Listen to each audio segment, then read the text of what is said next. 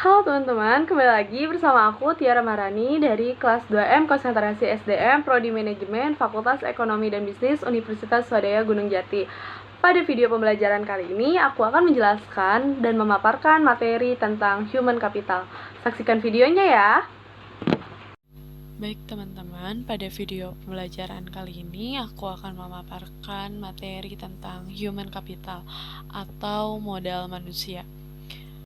Arti dan pentingnya human capital. Istilah human capital sendiri pertama dikemukakan oleh seorang ekonom bernama Theodore Schultz, bahwa peningkatan kesejahteraan pada perusahaan tidak tergantung pada tanah, peralatan, energi, sumber daya, melainkan pada kompetensi pengetahuan dari pegawainya.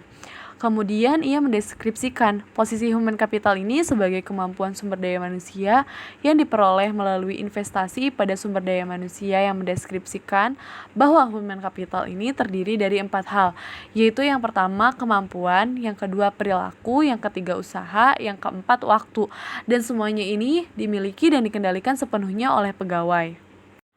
Untuk mendeskripsikan human capital sebagai kombinasi dari keempat faktor tersebut adalah sebagai berikut.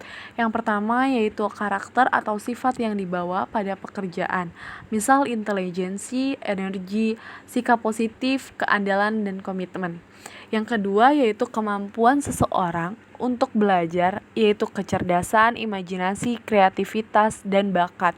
Selanjutnya yang ketiga yaitu motivasi untuk berbagi informasi dan pengetahuan, yaitu semangat tim dan orientasi tujuan.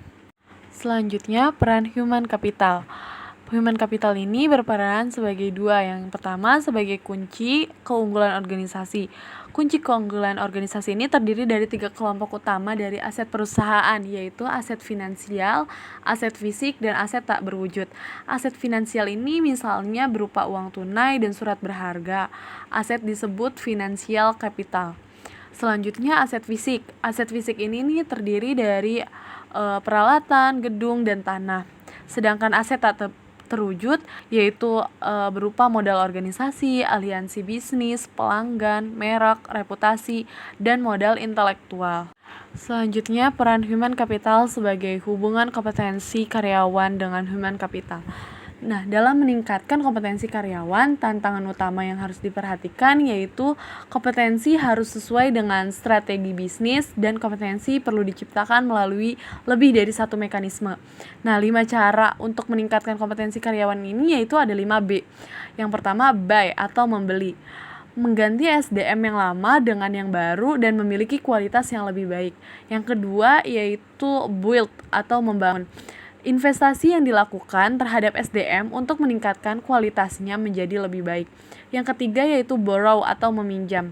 Penggunaan konsultan atau partner efektif memungkinkan berbagi pengetahuan dan desain kerja baru. Yang keempat yaitu bounce atau melambung. Perusahaan harus mengeluarkan karyawan yang bekerja di bawah standar. Yang kelima yaitu bind atau mengikat. Mengikat karyawan jangan keluar merupakan tindakan kritis pada semua tingkatan. Selanjutnya yaitu transformasi peran divisi SDM. Model konseptual yang dikemukakan oleh Ulrich menggambarkan bahwa transformasi divisi peran SDM ini yang didasarkan pada 2 dimensi utama, yaitu dimensi operasional dan dimensi strategis. Dari 2 dimensi ini muncul 4 peran SDM, yaitu strategis partner, administrasi expert, employee champion, dan change agent.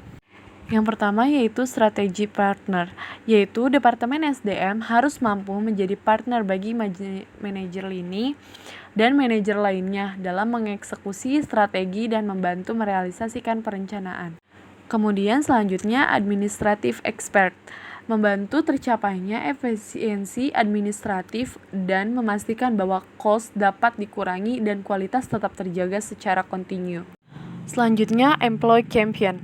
Departemen SDM harus dapat menunjukkan komitmennya terhadap manajemen dan pada waktu yang bersama berusaha meningkatkan kontribusi karyawan lebih besar. Yang terakhir, change agent. Departemen SDM harus dapat menjadi agen perubahan yang kontinu, membantu proses-proses dan kultur secara bersama, meningkatkan kapasitas organisasi untuk lebih baik. Tingkat kompetensi dalam sistem pengukuran human capital. Yang pertama yaitu activity level, yaitu pengukuran aktivitas rutin SDM seperti rekrutmen, pemberhentian, promosi, dan lain-lain untuk syarat laporan internal. Yang kedua yaitu functional level, yaitu kolaborasi dengan unit fungsional organisasi, misal divisi dalam mengukur aktivitas, mengumpulkan dan menerjemahkan data, dan mengambil tindakan koleksi. Yang terakhir yaitu strategy level, yaitu tingkatan analisis tertinggi sehingga dapat memberikan gambaran perusahaan secara penuh, memberikan pemahaman hubungan antar SDM, strategi, dan kinerja. Dari ketiga tingkat kompetensi di atas, diketahui bagaimana melakukan pengukuran nilai human capital pada ketiga tingkat tersebut. Dimulai dari tingkat korporat dalam unit bisnis fungsional, tingkat terendah yaitu aktivitas dari divisi SDM. Untuk mengintegrasikan sistem pengukuran tersebut menjadi sistem yang kohensif dalam suatu jalur yang terdiri dari 3 tingkat, dan pada masing-masing tingkat terdapat aktivitas yang dapat diukur beserta hasilnya. Perubahan paradigma karyawan. Nah, pandangan perusahaan yang hanya pada cost saja dalam pengelolaan human capital harus ditinggalkan. Artinya, investasi dalam SDM dipandang bukan sebagai biaya saat ini, melainkan investasi aset masa depan. Selain itu, tantangan juga datang dari investor jika mereka membutuhkan informasi untuk membuat keputusan tentang SDM, sehingga mereka memiliki gambaran perusahaan komprehensif dan dapat memprediksi kemampuan perusahaan dalam menciptakan nilai di masa depan. Selanjutnya, mengidentifikasi human capital. Dua hal yang mendukung kontribusi investasi human capital dalam perusahaan. Pertama, karyawan dengan human capital tinggi lebih mungkin memberi layanan konsisten dan kualitas tinggi, sehingga perusahaan tempat mereka bekerja dapat mempertahankan pelanggan atau menarik pelanggan. Kedua, pelanggan potensial dapat menggunakan kualitas human capital dari karyawan perusahaan sebagai alat penyaring untuk memilih layanan yang mereka sediakan. Untuk keberhasilan perusahaan, proses atau bisnis apapun tergantung pada 3 keterampilan, yaitu yang pertama commodity skill, yaitu kemampuan tidak spesifik untuk bisnis tertentu, dapat langsung diperoleh dan lebih kurang sama nilainya bagi setiap bisnis, misal kemampuan mengetik, kemampuan komputer. Yang kedua, leverage skill, yaitu pengetahuan yang meskipun perusahaan tidak spesifik untuk industri tetap relatif lebih berharga bagi perusahaan tertentu daripada perusahaan lain. Misal, programmer di bank berbeda nilainya dengan programmer di perusahaan komputer. Yang ketiga yaitu proprietary skill, yaitu pengetahuan spesifik bagi perusahaan, misal hak paten dan merek.